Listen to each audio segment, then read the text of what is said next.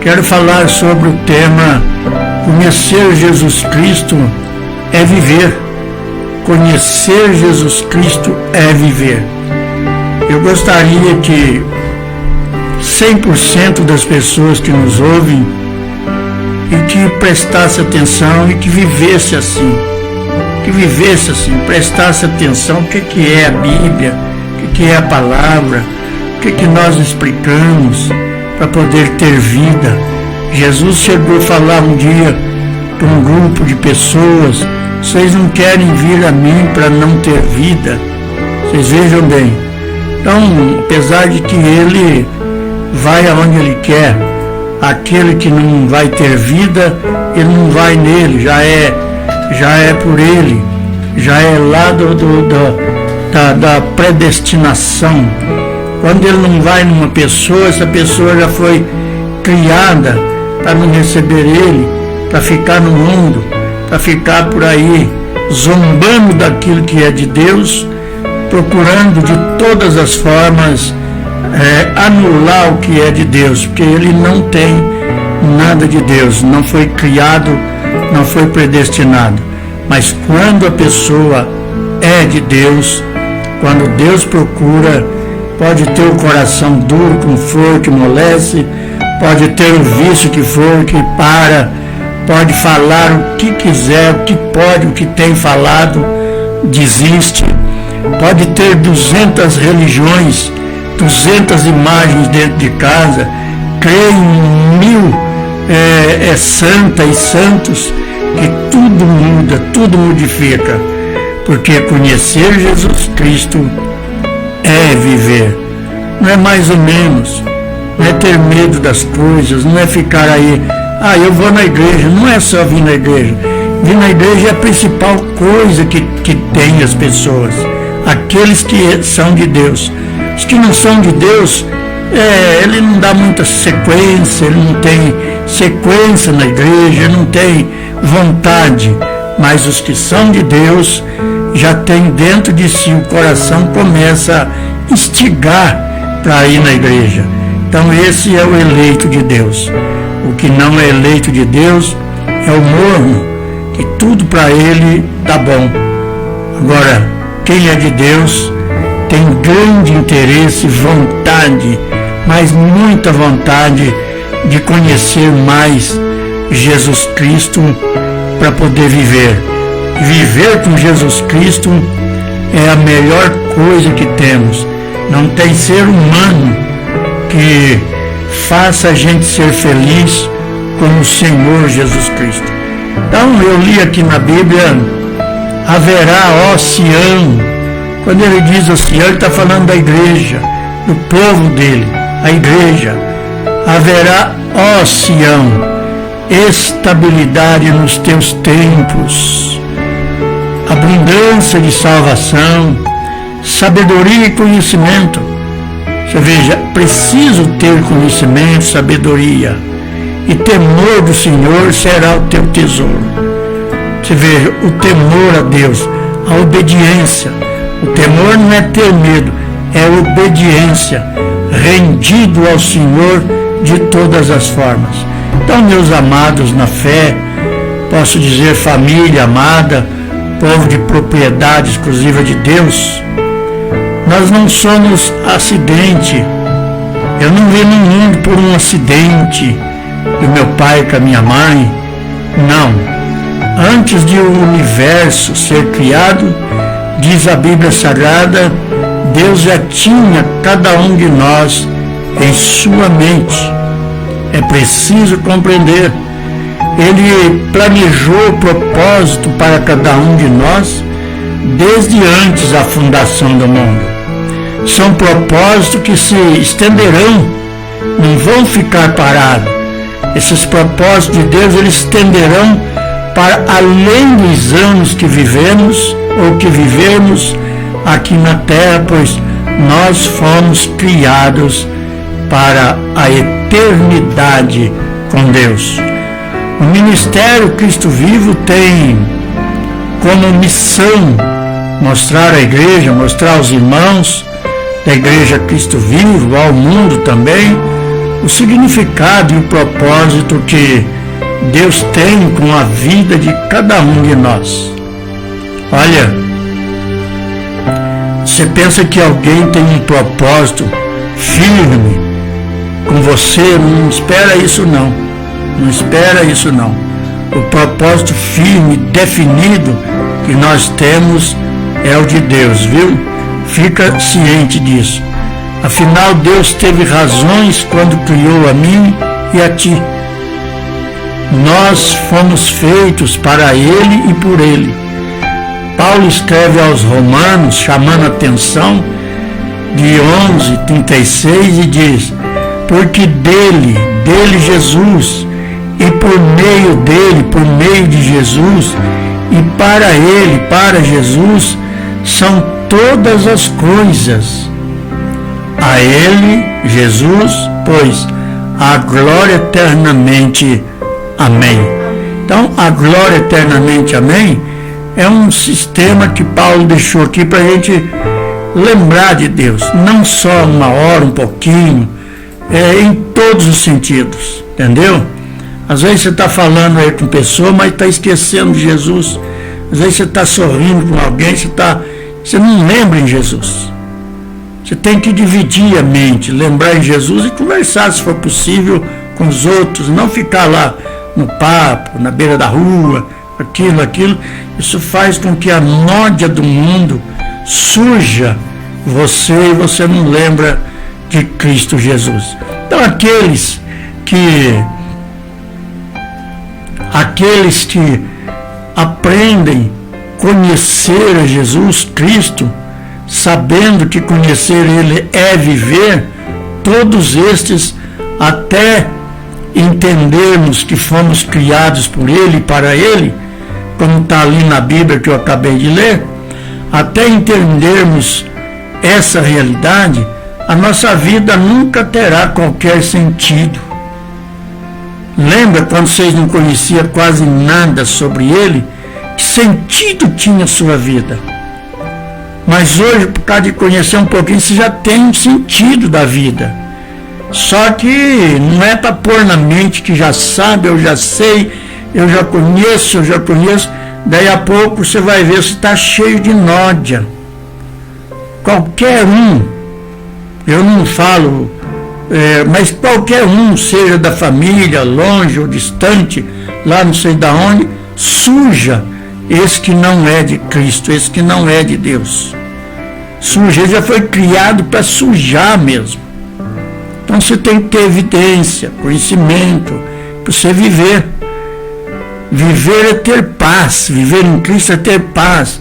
À noite, quando dorme, quando levanta, quando vai para o trabalho, antes toma café, quando você vai para o trabalho, ou quando não vai, se é aposentado, a minha esposa fica em casa, precisa ter paz. Viver conhecendo Jesus é ter paz. Eu tenho paz que eu tenho em Jesus, eu vivo com Ele. As conversas suas, embora eu não respondo, mas eu tenho aqui, eu estou pensando em Jesus.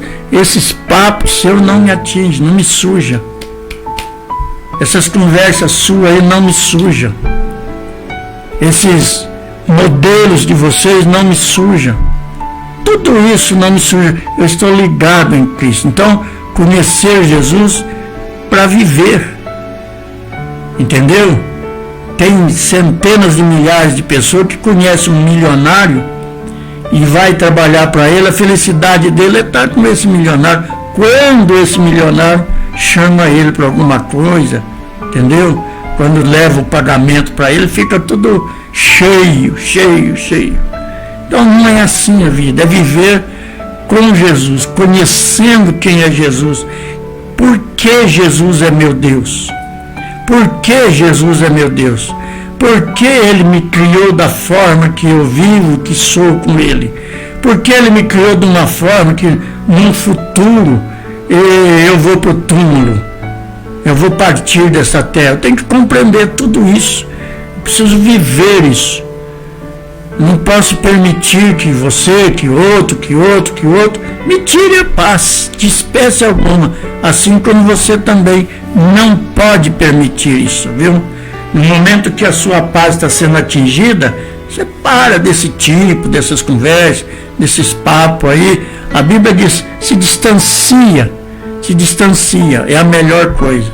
Então, amados, quando você começa a entender as verdades profundas, quando começas a perceber que Deus possui propósito, que não são apenas para o viver nesta terra, mas também para a eternidade. Então, você começa a diminuir o teu estresse, viu?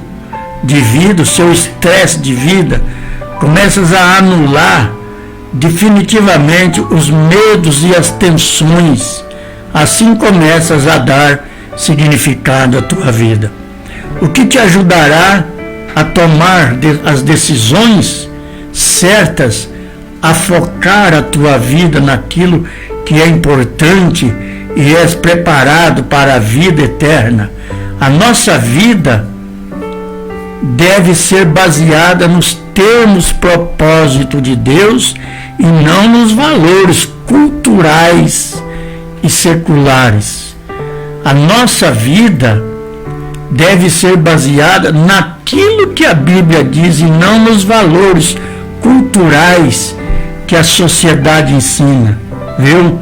Então, amado, tudo começa com a palavra, com o conhecimento. O conhecimento, o que é o conhecimento?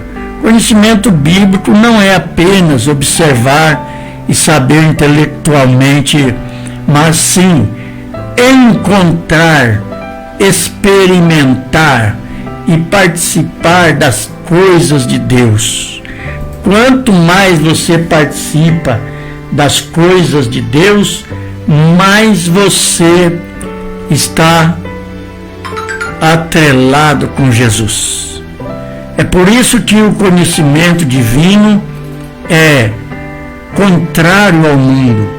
Quando você encontra, experimentas, participas, envolve-te com aquilo que Deus ensina em sua palavra, esta está tendo conhecimento. Conhecer é compreender-se com Deus, viu? É comprometer-se com Deus.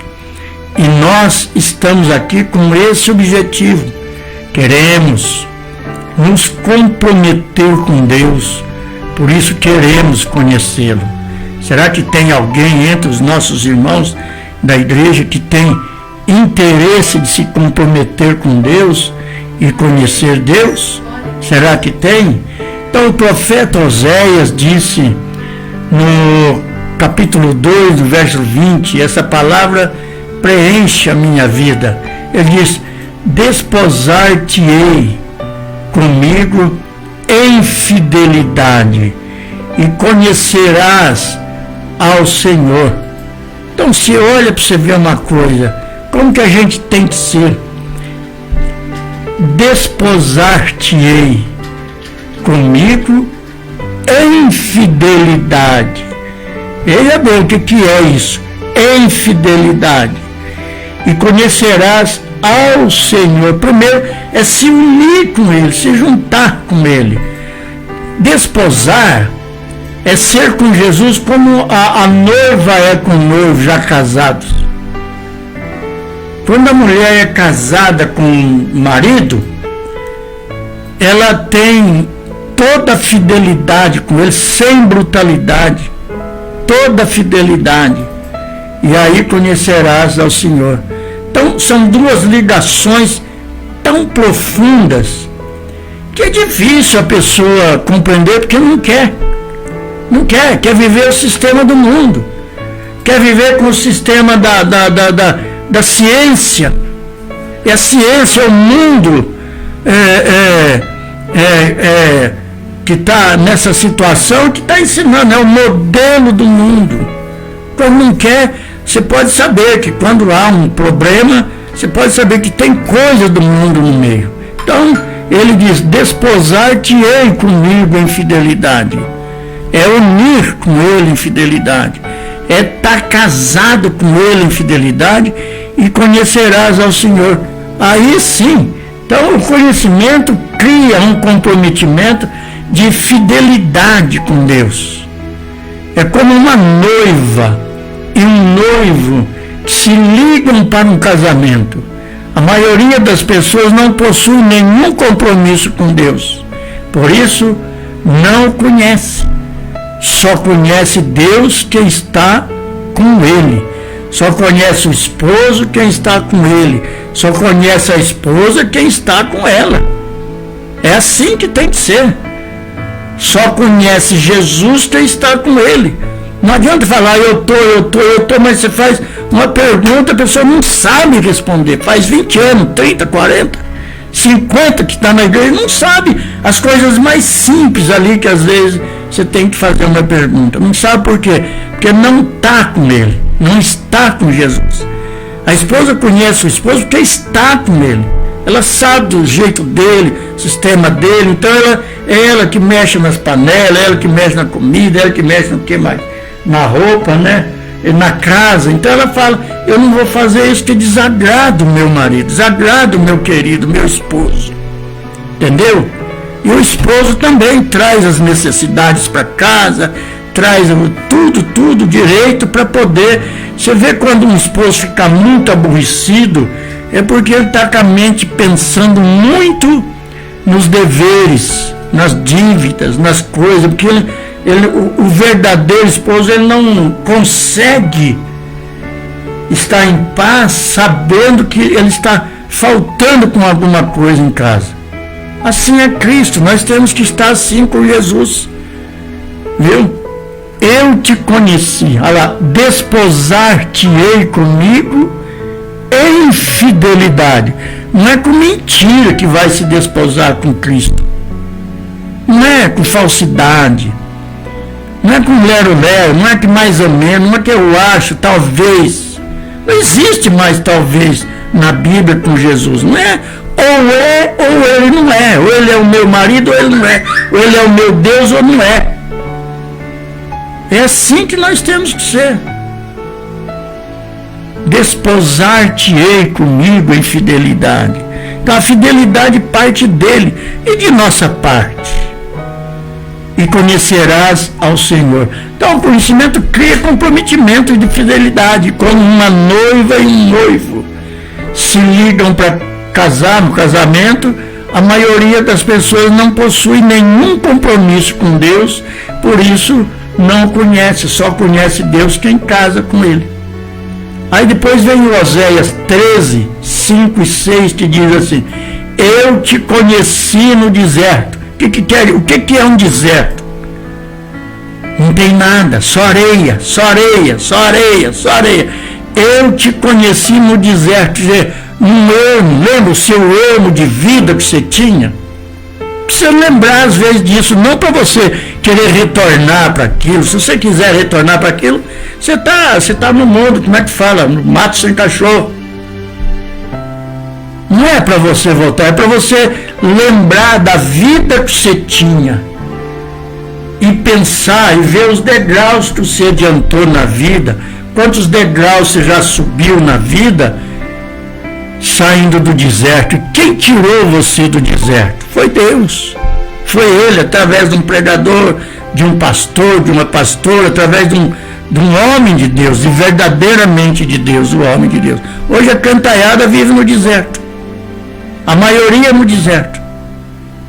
Mas nós, na graça de Deus, não podemos viver no deserto.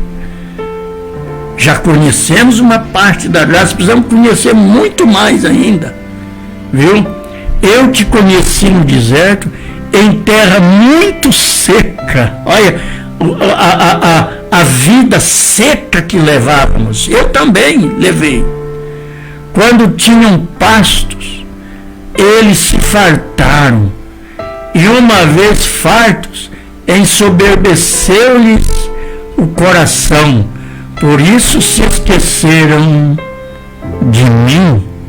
Está vendo? Diz Deus. Diz Deus.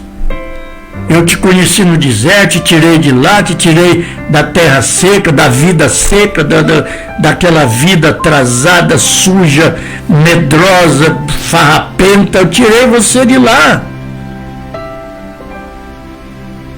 Mas depois que eu arrumei o pasto, depois que eu arrumei o alimento, depois que eu dei a palavra que é o pasto que ele está falando, eu te dei a palavra, te dei tudo, vocês fartaram, e uma vez farto, depois de tudo, o estômago cheio, a mente cheia de tudo que o pregador pregou, ensinou, o que fazem?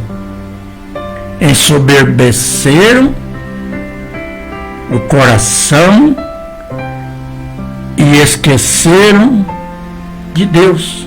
Está lá escrito na Bíblia, não é eu que estou inventando. Esqueceram de mim, ainda diz.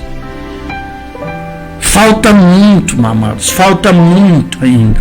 Falta muito. Qualquer detalhe, eu não vou na igreja. Qualquer detalhe, eu falto na igreja. Ali é melhor eu ir do que na igreja. Lá é melhor eu ir, é melhor eu ficar em casa. Eu ia ali, eu ia naquela festinha, eu ia na casa da minha família lá fazer isso, fazer aquilo. É melhor. Lembra que o mesmo pasto de onde você saiu do deserto, daquela secura onde você viveu, pode voltar. O diabo tem força, viu?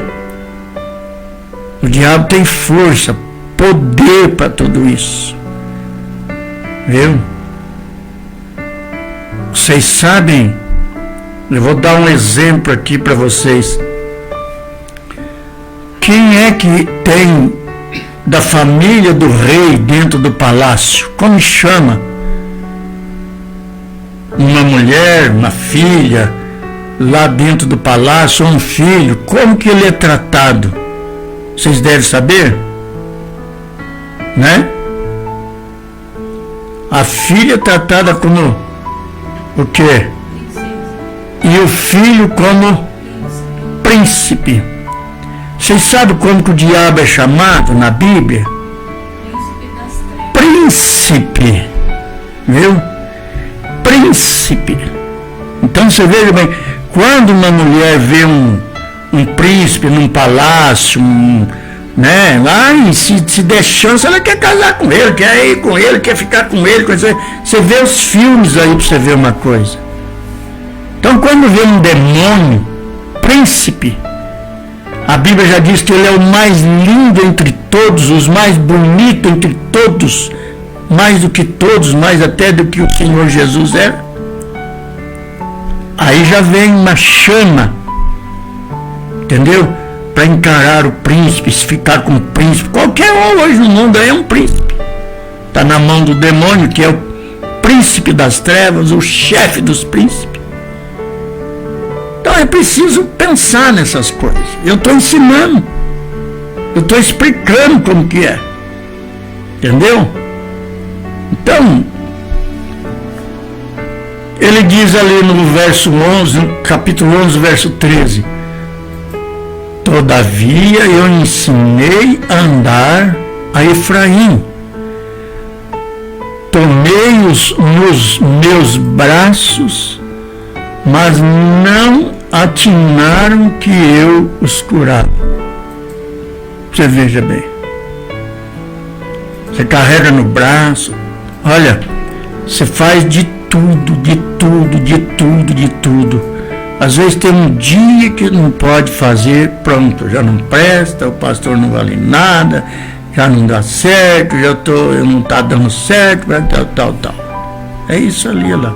Deus está falando sobre isso, está alertando sobre isso. Então Deus está dizendo: eu fiz tanta coisa e vós não percebestes que era eu que estava fazendo, por falta de conhecimento, de gratidão, entendeu?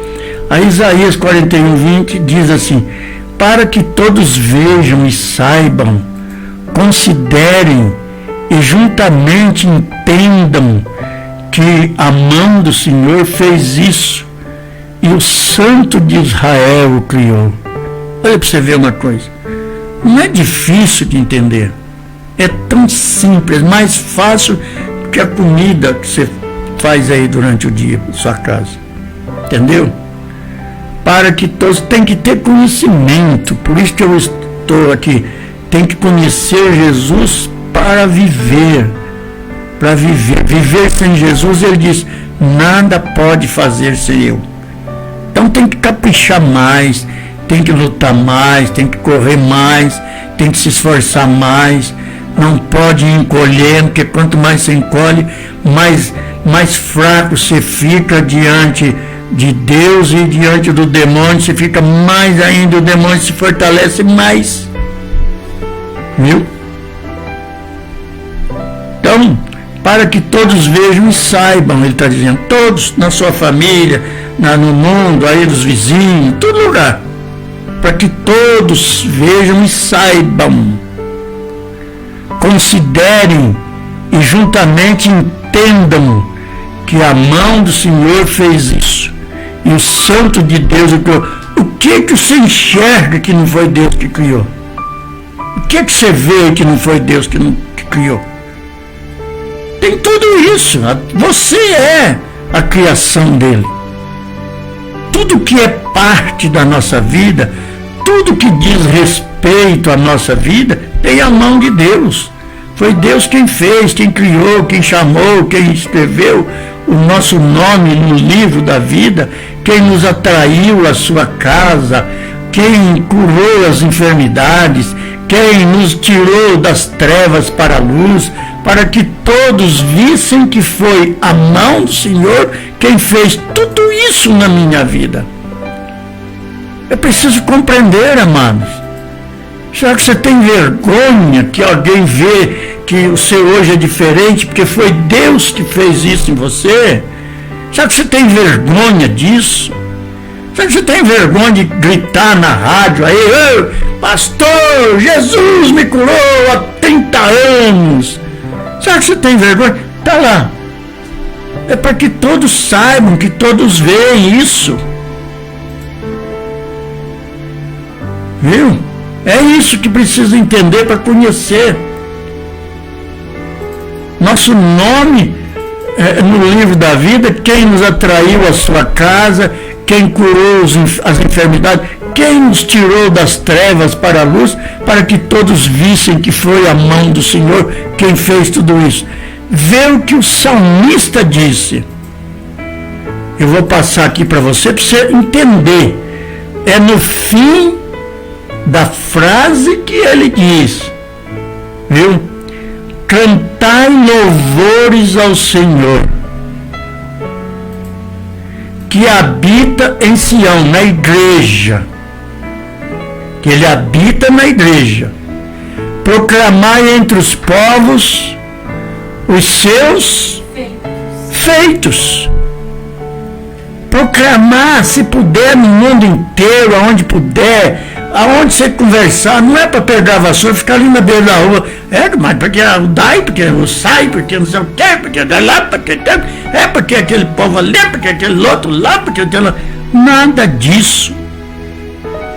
Nada disso. É para proclamar, ou falar, ou dizer os feitos de Deus.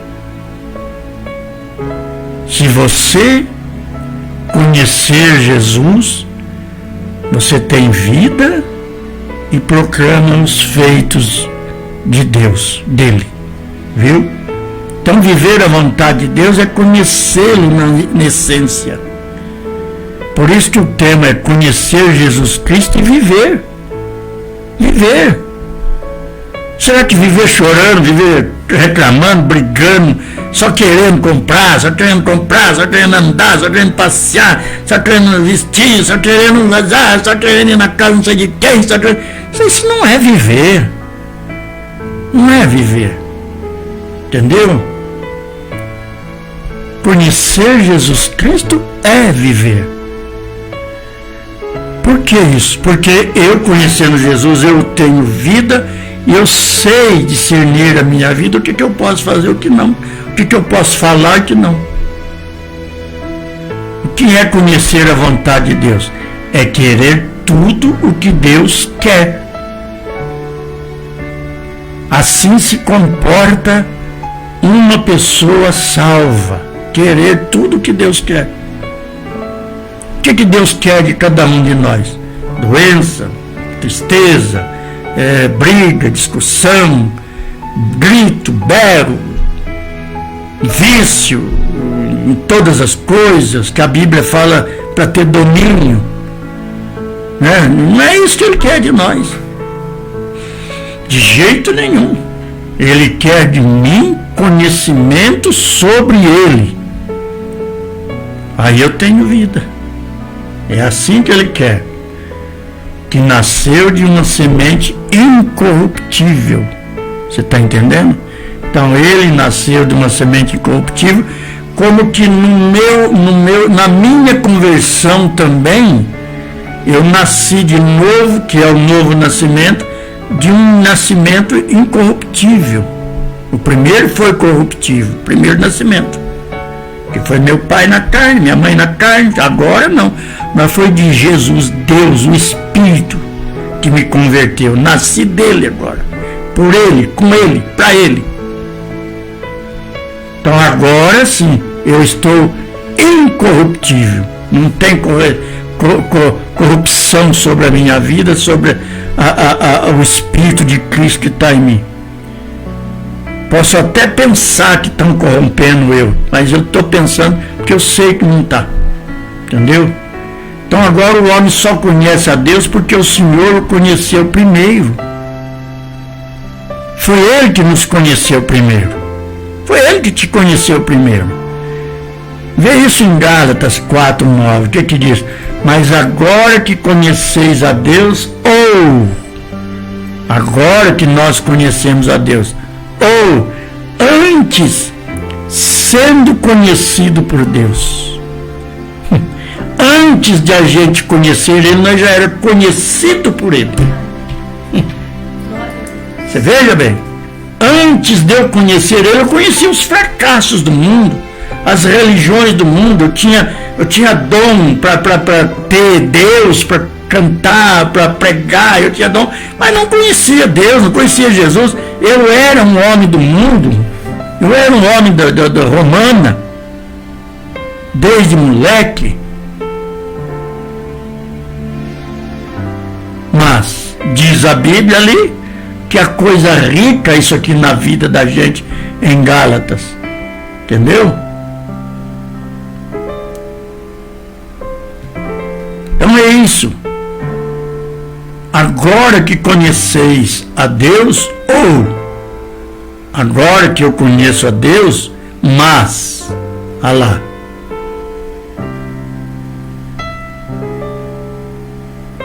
E você?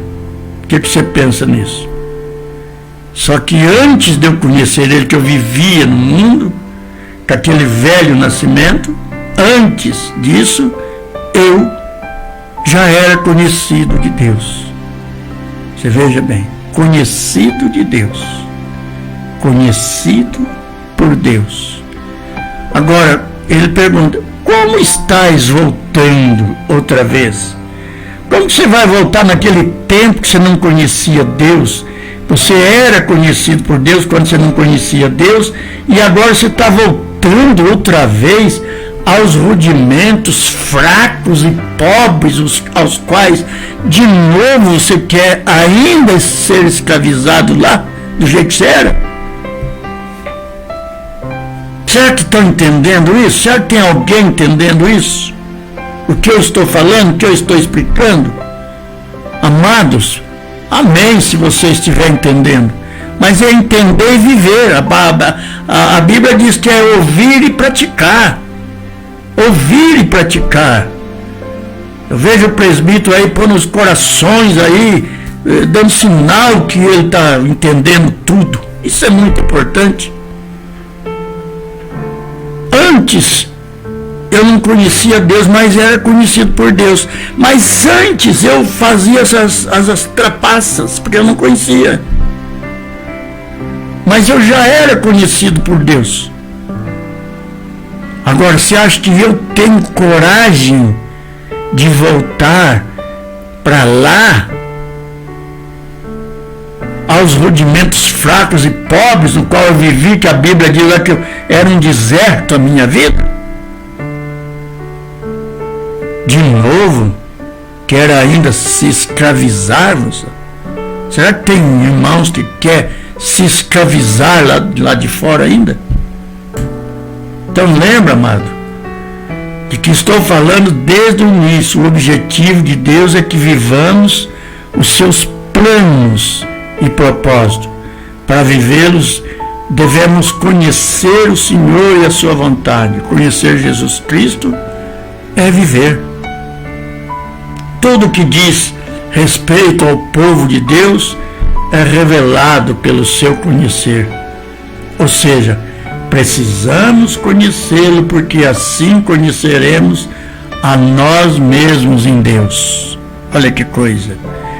Você precisa conhecer Jesus, porque conhecendo Jesus, você acaba conhecendo você mesmo.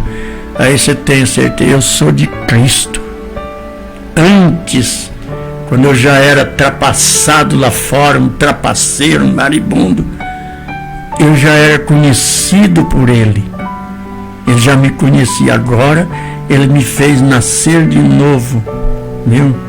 Agora eu não tenho mais aquela nódia do primeiro nascimento. Agora eu nasci de novo. Então você passa a entender isso. O desejo de Deus é que no projeto da salvação você chegue ao pleno conhecimento da verdade. Deus está dizendo, você deve conhecer a verdade. Agora, a verdade está onde? Na graça de Deus. Aqui no Tito, Paulo escreve para Tito e diz assim: Paulo, servo de Deus e apóstolo de Jesus Cristo, para promover a fé que é dos eleitos de Deus e o pleno conhecimento da verdade segundo a piedade. Você veja bem, Paulo está dizendo que, pede para que nós, que tudo na Bíblia, conhecer Jesus, é para promover a fé que é dos eleitos de Deus. Então tem uma divisão nessas coisas, tem que entender, os eleitos de Deus têm a fé que é promovida por Cristo e Ele promove a fé, mas os que não são não têm fé. Você pode conversar o dia inteiro, eu converso o dia inteiro se eu pudesse, com um parente meu, filho, pessoas aí que não tem nada com Deus, ele não tem fé, ele tem fé na hora da necessidade. Que fé que é essa? Pois isso ele diz, para promover a fé que é dos eleitos de Deus e o pleno conhecimento que os eleitos de Deus têm em Jesus Cristo, da verdade segundo a piedade.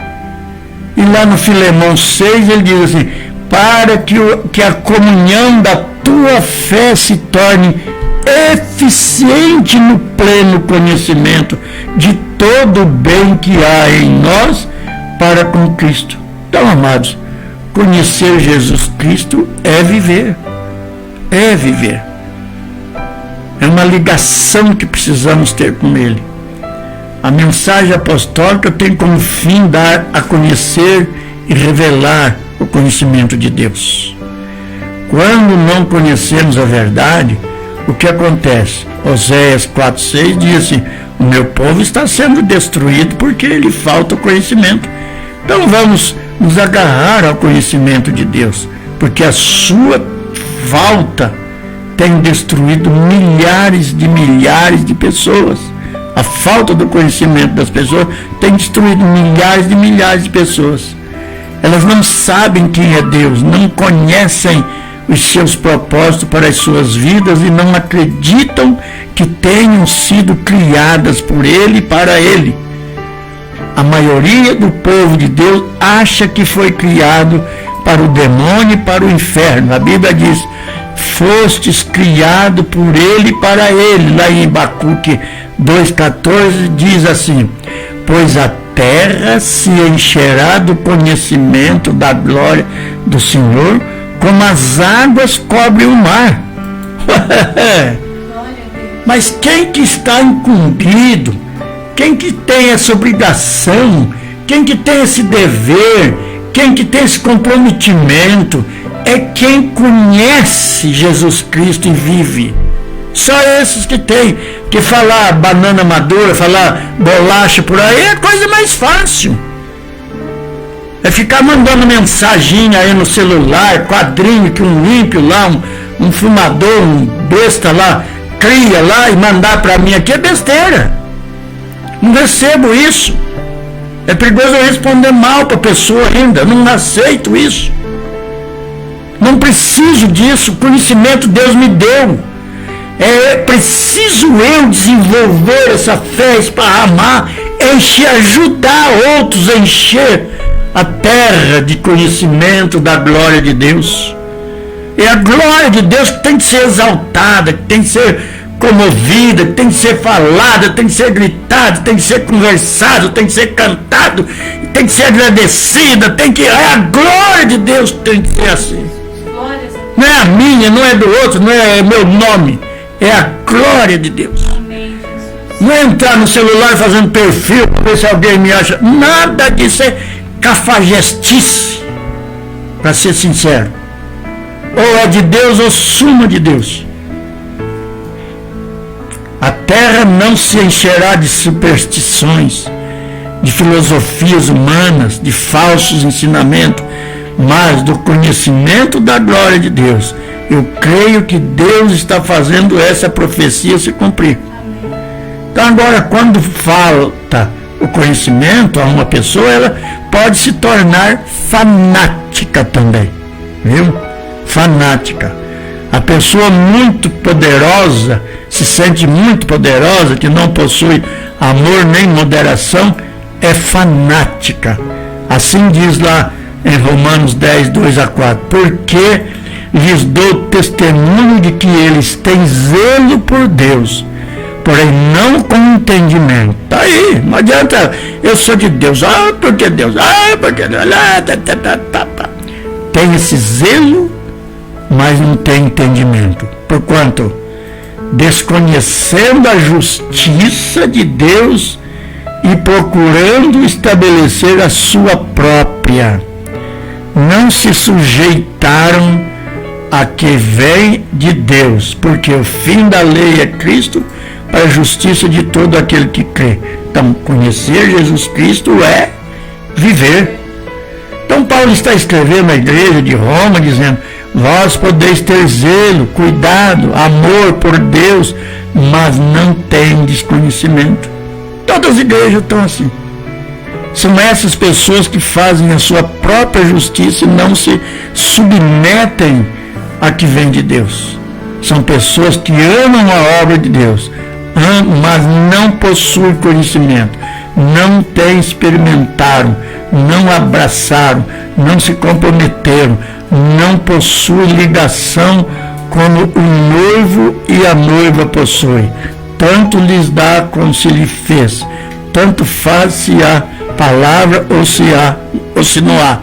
Se há filosofias vãs ou ensinos de demônio, pois elas não sabem a diferença entre eles. Então, amados, só o conhecimento de Deus faz a pessoa amar a Deus na sua intensidade total.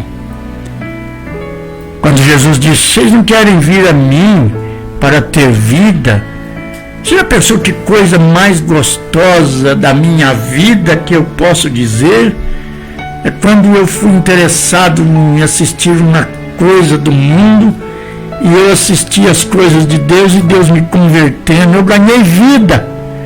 Eu fui receber a vida de Jesus em mim. Eu fui e recebi. Ele me chamou, me desmontou ali, colocou a vida dele em mim. É a maior coisa, o maior prêmio da minha vida, a maior riqueza da minha vida que eu recebi até hoje na minha vida, foi a vida de Cristo em mim. Quando ele disse: vocês não querem vir a mim para ter vida, eles não vieram, mas eu fui nele.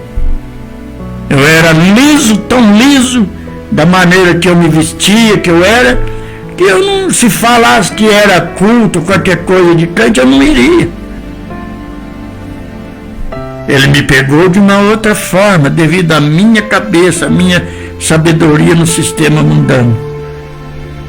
Mas eu recebi a vida dele, tenho a vida dele, e vivo a vida dele, e quero que você tenha essa vida, quero que você abrace essa vida, quero que você viva essa vida, quero que você vive feliz, alegre, feliz, e ajuda a distribuir isso pelo mundo afora.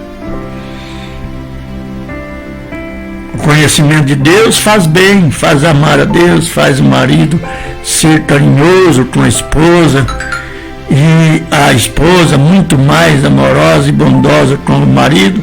A pessoa que possui a graça de Deus na sua vida, que possui conhecimento de Deus, é amorosa, está atenta às necessidades do cônjuge, vive melhor, trabalha melhor, enfim, é feliz. A graça de Deus, na realidade, transforma o caráter e a personalidade de quem vive. A graça, o conhecimento, trata com o interior do homem. A palavra é viva e eficaz, ela penetra mesmo, separa juntas e medulas. A palavra separa a carne do espírito. A palavra é apta para discernir até os intentos do coração. Então, se a graça de Deus opera no interior do homem, ela muda atitudes e sentimentos. A pessoa que possui a graça de Deus no seu coração, que possui o conhecimento, Deus sabe que serve e o que não serve, o que é certo e o que é errado. Sabe como tratar o marido, como tratar a esposa, como se portar. A graça de Deus faz o velho homem desaparecer. Interessante é que o mesmo aconteceu com todos os personagens da Bíblia Sagrada. Veja Jacó, por exemplo, ele era um mentiroso, um trapaceiro, porém Deus o transformou em Israel, que significa príncipe. Coisas maravilhosas aconteceram na vida de homens de Deus. Deixa eu voltar aqui, porque eu falei agora há pouco do diabo como príncipe, só para vocês compreenderem, porque eu falo e não compreende. Olha para vocês verem, o nosso Deus não fez o Jacó como rei, viu? Porque o rei de reis é Jesus. Ele não fez ele como rei, fez ele como príncipe. Vocês vejam bem, príncipe. Príncipe é abaixo do rei. E o diabo, por ser príncipe das trevas, príncipe que transforma a luz, né, as trevas em luz, isso, aquilo, ele é um príncipe abaixo de Deus. Ele não tem poder de reinar nem nada. Ele é príncipe abaixo de Deus. Então, isso aí. Então, você lembra da vida de Pedro? O apóstolo Pedro teve 3 chamados. Ele foi chamado para ser discípulo, foi chamado para acompanhar Jesus na sua missão e foi chamado para ser apóstolo. Mas entenda bem para você ver uma coisa. Mas você sabe quem era Pedro antes da revelação da graça? Era um homem impetuoso, genioso, impossível, negou Jesus 3 vezes, mentiu quando denunciaram que ele andava com o Senhor.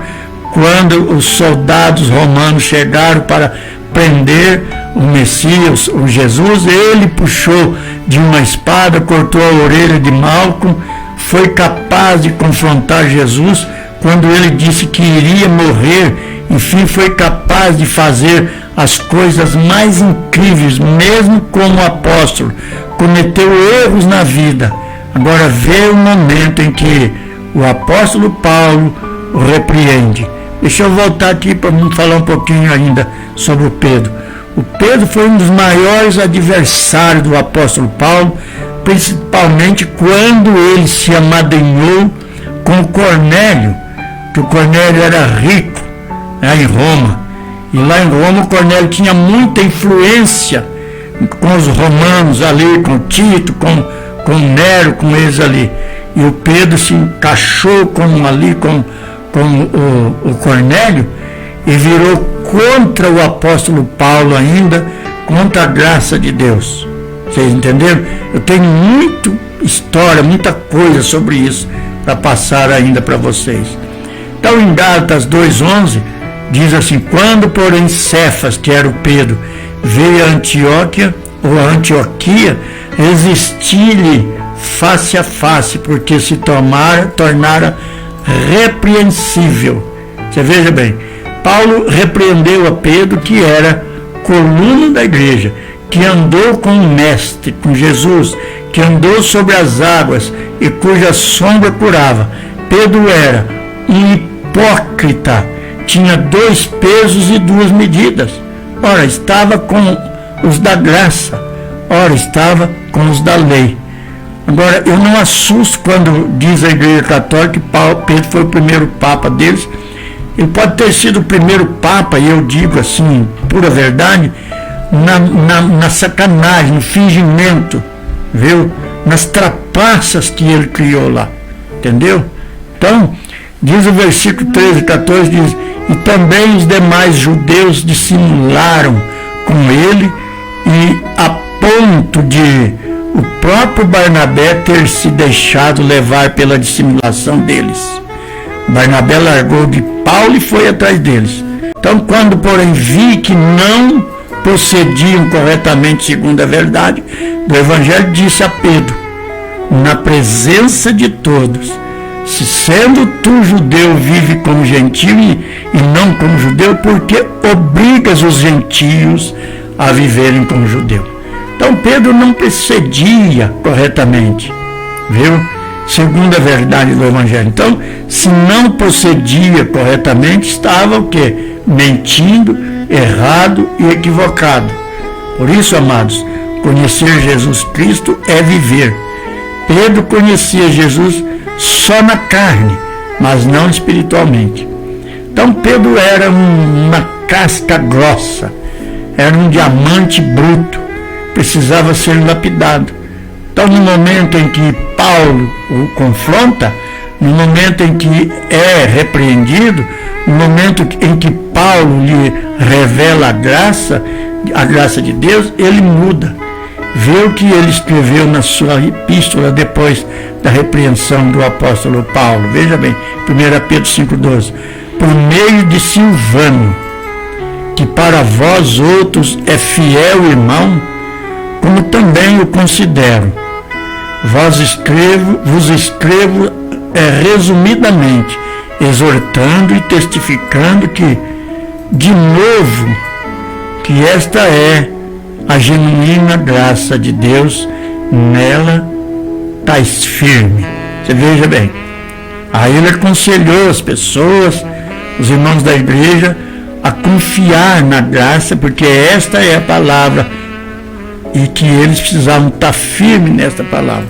Então, quando Pedro entendeu a genuína graça de Deus, começou a mudar as suas atitudes, mudou o seu caráter, a sua personalidade, do impetuoso, do genioso, do corta-orelha, torna-se um homem quebrantado. É isso que a graça de Deus faz. Aí, em 2 de Pedro 3, 15, 17, diz: atende e tende por salvação a longanimidade de nosso Senhor, como igualmente o nosso amado irmão Paulo vos escreveu. Você vê agora, o amado irmão Paulo vos escreveu, segundo a sabedoria que lhe foi dada ao falar acerca deste assunto, como de fato costuma fazer em todas as suas epístolas, nas quais há certas coisas difíceis de entender, que os ignorantes e instáveis deturpam, como também deturpam as demais escrituras para a própria destruição deles. Vós, pois, amados, prevenidos como estáis de antemão, cautelai-vos, não suceda que, arrastados pelo erro desses insubordinados, descaiais da vossa própria firmeza. Então Pedro entendeu, conheceu a sabedoria da graça de Deus. Você me dá mais um minutinho que eu vou explicar aqui, ó. Ele escreve aqui: e tende por salvação a longanimidade de nosso Senhor, como igualmente o nosso amado irmão Paulo vos escreveu. Agora preste atenção. Segundo a sabedoria que lhe foi dada ao falar acerca destes assuntos, como de fato, agora preste atenção, como de fato costuma fazer em todas as suas epístolas. Então aqui está uma prova de que Pedro leu as cartas de Paulo. Porque que ele sabe que em todas as epístolas de Paulo ele escreveu a graça de Deus, a palavra da graça de Deus. Ele está explicando aqui. Está vendo? Olha lá. Fez em todas as suas epístolas, nas quais há certas coisas difíceis de entender. Por que ele diz que é difícil de entender? Porque Paulo pregou, ensinou mistérios de Deus, a palavra que estava oculta, escondida. E Paulo revelou a graça de Deus. E Pedro não entendeu muita coisa ainda. Que os ignorantes e instáveis deturpam. Então, os ignorantes têm até hoje. Está cheio, fervendo disso. Viu? Como também deturpam as demais escrituras para a própria destruição deles. Vós, pois, amados, prevenidos como estáis de antemão. A gente explica para vocês. Acautelai-vos, não suceda que, arrastado pelo erro desses insubordinados, decaiais da vossa própria firmeza. Então está aí, está explicado para você. Então você deve entender como é a tua vida, como ela é importante.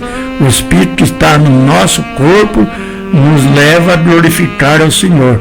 Nós compreendemos a responsabilidade de que temos, pois há uma grande nuvem de testemunhas, anjos que veem a nossa conduta, que ouvem a nossa confissão e que estão esperando um santo procedimento da nossa parte. Viu? Aí mais uma vez aqui Pedro diz ali no capítulo 3, 10, 11, diz: virá entretanto como ladrão o dia do Senhor, no qual os céus passarão com estrepitoso estrondo, e os elementos se desfarão abrasados, também a terra e as obras que nela existem serão atingidas, visto que todas estas coisas hão de ser assim desfeita. Deveis ser tais como os que vivem em santo procedimento e piedade. Ele está explicando o que vai acontecer na vida de Jesus, na vinda de Jesus aqui, que é isso aqui que vai acontecer, viu?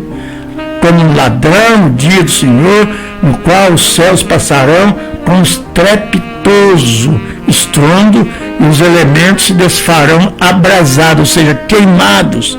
Também a terra e as obras que nela existem serão atingidas. A própria terra vai queimar, porque não tem condição de viver em cima de uma terra cheia de pecado, de sujeira que está, de ladrão, de roubo, do jeito que está. Visto que todas essas coisas hão de ser assim desfeitas, deveis ser tais como os que vivem em santo procedimento e piedade. Então a igreja de Cristo tem que ter esse procedimento de conhecer Jesus para ter vida, para ser escapado, para ser considerada a esposa de Cristo, como a noiva casa com o noivo, o noivo com a noiva, como um tem que ter um procedimento diferente um com o outro, principalmente a esposa. Assim nós com Jesus, precisa conhecer Jesus para ter vida. Então o conhecimento da graça não estagna a pessoa, não prende a pessoa, não segura a pessoa. Há crescimento, e esse crescimento na realidade se dá em duas áreas distintas. Vê o que disse Pedro no versículo 18: antes crescei na graça e no conhecimento de nosso Senhor e Salvador Jesus Cristo. A Ele seja a glória, tanto agora como no dia eterno. Então eu levei anos da minha vida sem conhecer e entender essas verdades. Era um mistério para mim. Jamais eu conheci. Se não conhecermos o mistério, se não houver conhecimento, crescimento na graça e no conhecimento de Deus, seremos enganados com raciocínios falazes. As pessoas que vêm falar com a gente, precisa prestar muita atenção, que está com raciocínio falaz para nos enganar. Viu? É assim que precisa entender. Crescer na graça não é ficar conhecendo um negóciozinho, parar. Crescer na graça é conhecer que tipo de cobertura Deus nos dá nesta terra, qual a sua provisão para a nossa vida e o que nos foi imputado. O que é crescer no conhecimento de Jesus? No passado, eu pensava que saber que Jesus nasceu de Virgem Maria, dentro de um estábulo, que cresceu, que foi consagrado, que aos 12 anos já discutia com os doutores, que aos 30 anos começou o seu ministério, sofreu, apanhou, morreu na cruz, foi posto no túmulo, ressuscitou, era o conhecimento de Jesus. Eu achava que esse era o que eu tinha que conhecer. Mas Deus disse, não. Geraldo, eu quero que você cresça no conhecimento. Crescer no conhecimento é crescer na relação com Deus. É crescer na relação com Jesus. Todo dia, todo momento da nossa vida. Se é um crescimento, ninguém pode permanecer pequeno, ninguém pode permanecer criança ainda. O conhecimento da graça é o que nos ensinamos em todos os cultos da Igreja Cristo Vivo. É Ele que forma, que dá segurança, santidade, herança. Você começa a compreender que estás assentado em lugares celestiais juntamente com Cristo. Então, meu amado, quando você compreendes que és uma noiva sem manchas, sem rugas e sem defeitos, que é salvo eternamente, vive muito melhor. Olha o que Paulo disse aos Romanos 8, 38, 39. Porque eu estou bem certo de que nem a morte, nem a vida, nem os anjos, nem os principados, nem as coisas do presente, nem do porvir, nem os poderes, nem a altura, nem a profundidade, nem qualquer outra criatura poderá separar-nos do amor de Deus, que está em Cristo Jesus. Então, nosso Senhor.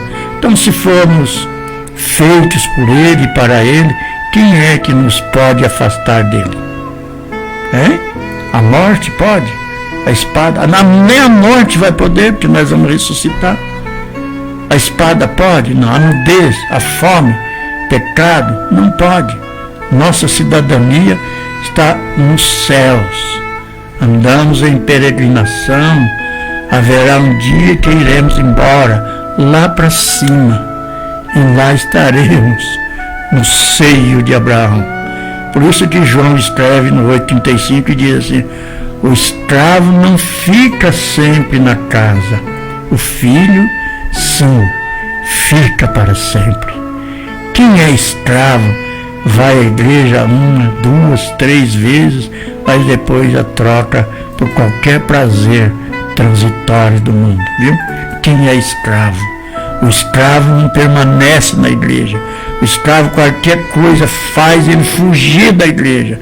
Ele dá risada, ele faz a festa, mas não está mais com os pés na igreja, está fora da igreja, está trocando por qualquer prazer transitório. Então agora o filho, não. O filho fica para sempre. O filho não troca um culto com o pai, ou um momento de oração por outra coisa qualquer. Em quem é nascido de Deus, não lhe passa pela cabeça trocar um culto para ir à praia, por exemplo. Não passa, porque ele tem uma semente incorruptível, logo não vive pecando. Os propósitos de Deus são muito grandes. Eles são para esta vida e também para a eternidade.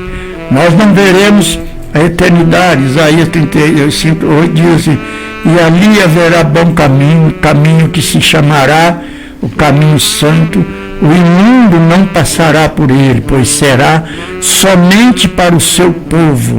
Quem quer que por ele caminhe, não errará, nem mesmo o louco. Oh, coisa linda, né? Que beleza! Então estamos falando de crescimento na graça de Deus, quando João 12:27 diz, né? Então as minhas ovelhas ouvem a minha voz, eu as conheço e elas me seguem. Então eu lhes dou a vida eterna, jamais perecerão, e ninguém as arrebatará da minha mão. Então, amado, aquilo que meu Pai me deu é maior do que tudo, e da mão do Pai ninguém pode arrebatar. Eu e o Pai somos um, ele diz, eu e o Pai somos um. Então estamos crescendo na graça, estamos conhecendo a graça de Deus. Efésios 4:30, olha, diz assim: e não entristeçais o Espírito de Deus, no qual fosse selado para o dia da redenção. Então no dia da redenção estaremos lá. Quando a trombeta tocar, a igreja será lá levada. No ministério Cristo vivo, ninguém sente medo da segunda vinda de Cristo, do juízo final, da ressurreição dos mortos, porque fomos selados para o dia da redenção. Quem pode tirar esse selo? Ninguém. Alguém pode tirar o selo de Jesus em nós? Não. Isso que eu te estou ensinando atrás de segurança é verdade, não há qualquer manipulação, é crescer em graça, mas também conhecer Jesus. Vamos agora conhecer Jesus em 3 aspectos. Primeiro, pré-existência de Jesus. Segundo, a deidade de Jesus. Terceiro, o Jesus ressuscitado. Estou terminando.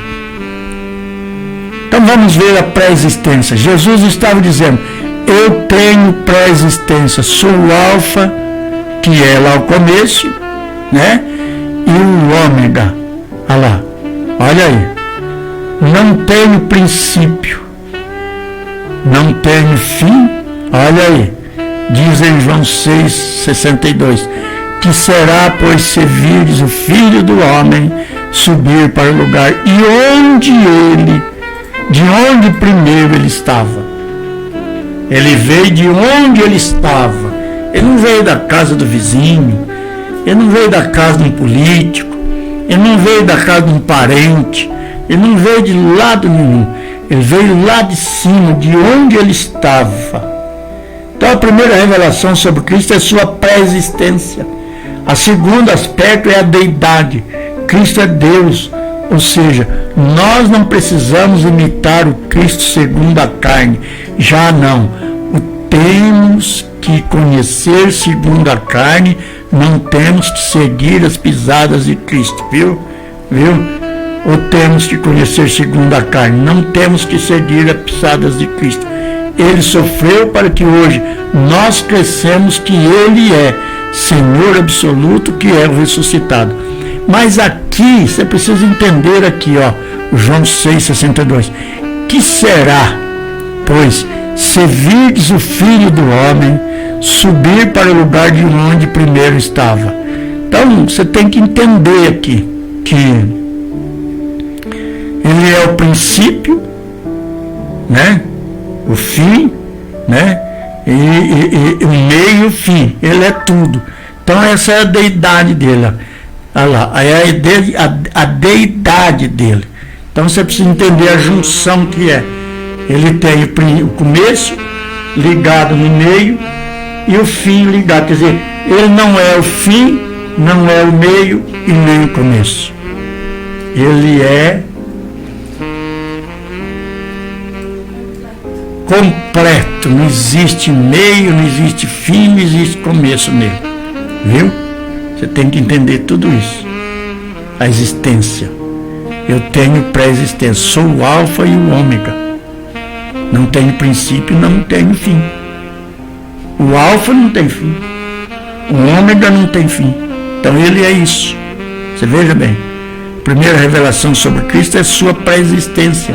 O segundo aspecto é a deidade. Cristo é Deus. Ou seja, nós não precisamos imitar o Cristo segundo a carne. Já não temos que conhecer segundo a carne. Não temos que seguir as pisadas de Cristo. Ele sofreu para que hoje nós crescêssemos, que Ele é Senhor absoluto, que é o ressuscitado. Então, ali no João 1:14, no princípio Ele era o Verbo estava com Deus, o Verbo era Deus. Então, e o Verbo se fez carne e habitou entre nós, cheio da graça e de verdade, e vimos a sua glória como do unigênito do Pai. eu creio que o Verbo que criou todas as coisas era Jesus. No entanto, no Antigo Testamento ele teve muitas manifestações. Jeová Jiré, o Deus da provisão, Jeová Rafá, o Deus que cura, Jeová Rude, o Senhor é o pastor, Jeová Chamar, o Deus da bandeira. As manifestações eram suas virtudes. Então o Senhor foi circuncidado já. Ele foi circuncidado, apresentado e consagrado. Essas são as regras judaicas. Ele guardava os sábados, vestia-se como judeu, andava nas festas judaicas, e a Bíblia diz que ele veio para cumprir a lei. Esse era o Jesus nos dias de sua carne. Hoje o Senhor é ressuscitado e, como tal, ele não quer ser visto como nos dias em que ele guardava os sábados ou andava com os judeus. Paulo entendeu isso cedo e ele diz o seguinte em 2 Coríntios 5,16: assim que nós, olha, como Jesus não queria, agora depois de ressuscitado, não quer ser visto como ele era judeu, não quer ser visto daquele jeito, então Paulo entendeu e disse assim que nós, daqui por diante, a ninguém conhecemos segundo a carne. Chega disso. Se um irmão da igreja, ele está andando certinho na graça de Deus, está conhecendo a palavra, crescendo na graça para ter vida em Jesus Cristo, para viver a vida em Jesus Cristo, eu não posso ver ele na carne. Eu não te vejo na carne. Viu, irmãos? Já cansei de falar isso por esse versículo aqui. Daqui por diante a ninguém conhecemos segundo a carne. Por que Paulo fala a ninguém? Porque os irmãos na igreja não podem ficar olhando na minha roupa, na roupa da pastora, na roupa do outro irmão, ficar olhando aí. Você está olhando na carne. Vê se você vê o Espírito na pessoa. E Paulo colocou nós na carne antes da conversão com Jesus, antes de ressuscitar, porque antes de ressuscitar, Jesus estava na carne, como nós também, antes de sermos convertidos na carne também. Mas agora, ninguém a conhecemos desse modo, ou seja, olha lá, segundo a carne. E se antes conhecemos Cristo segundo a carne, antes nós conhecemos ele segundo a carne, antes dele ser ressuscitado, assim como eu conheci alguns, aliás, de vocês eu não conheci nenhum antes da conversão, de vir para a graça de Deus. Eu conhecia você na carne, mas agora eu não olho em você na carne, eu olho em você vendo o Espírito de Cristo em você, ressuscitado. O que é a conversão? É uma ressuscitação, nós somos ressuscitados. Por isso que eu não vejo você na carne. Se antes conhecemos Cristo segundo a carne, já agora não o conhecemos desse modo. Então, ou seja, nós não precisamos imitar o Cristo segundo a carne. Já não temos que conhecer segundo a carne. Não temos que seguir as pisadas de Cristo lá como judeu.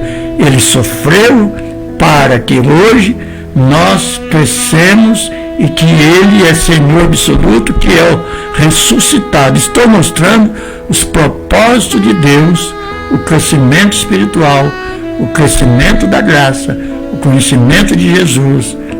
Esses são os tesouros que estiveram ocultos. Então, amado, lê mais uma vez aí o versículo, 2 Coríntios 5,16. Assim Paulo compreendeu muito bem.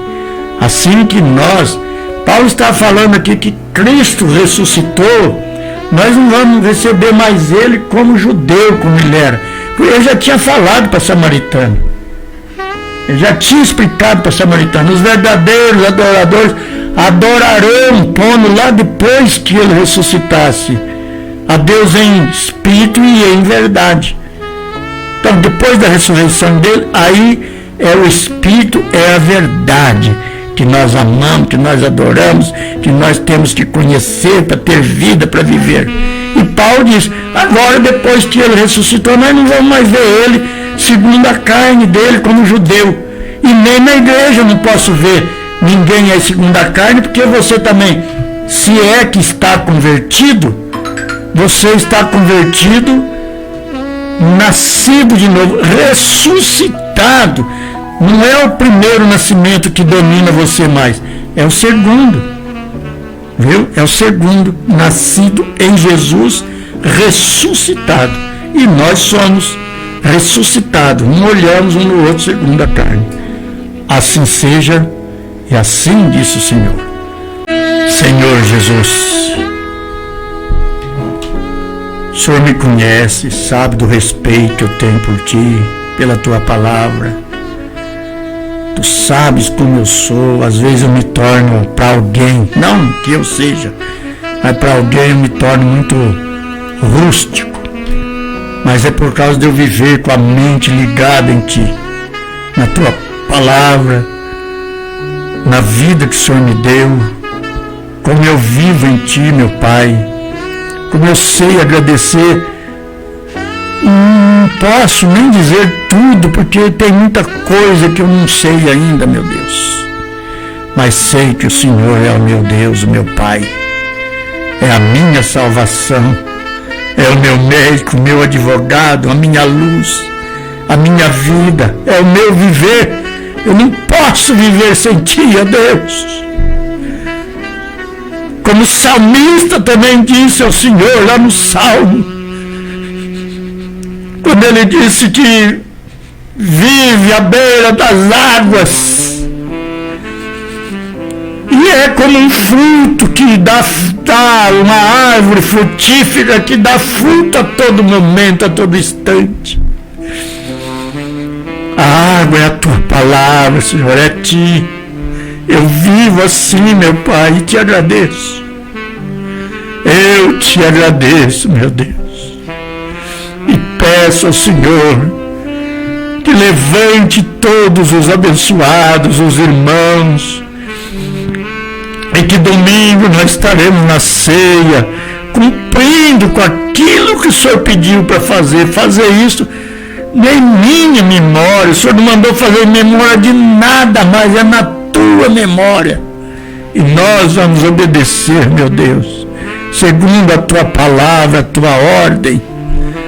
E eu peço a glória para todos os irmãos da Cristo Vivo, todos os abençoados, que todos possam crescer na Tua palavra e viver, não é só ouvir, e viver, meu Pai, no Teu nome.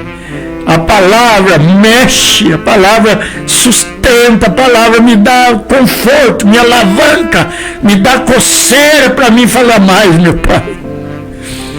Em nome do Senhor eu suplico em favor de todos os irmãos aí.